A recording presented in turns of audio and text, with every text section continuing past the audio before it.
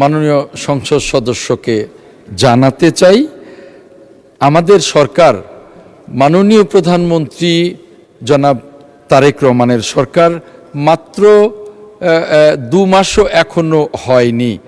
এর মধ্যে আমি যে কদিন দায়িত্বরত আছি, আমার কাছে যারাই গিয়েছেন জুলাই যোদ্ধাদের, তাদের আমি যথাযথ সম্মান দেবার চেষ্টা করেছি।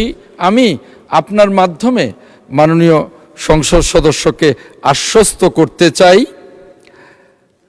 জুলাই যোদ্ধাদের যে সমস্ত সমস্যাগুলো আছে সেই সমস্যাগুলো সমাধানে মুক্তিযুদ্ধ মন্ত্রণালয় বা এই অধিদপ্তর যথাযথ কাজ করবে এবং তার জন্যে যা যা করা দরকার তা করা হবে বলে আমি মাননীয় স্পিকার আপনার মাধ্যমে সম্মানিত সংসদ সদস্যকে আশ্বস্ত করছি। মাননীয় স্পিকার, আপনাকে ধন্যবাদ।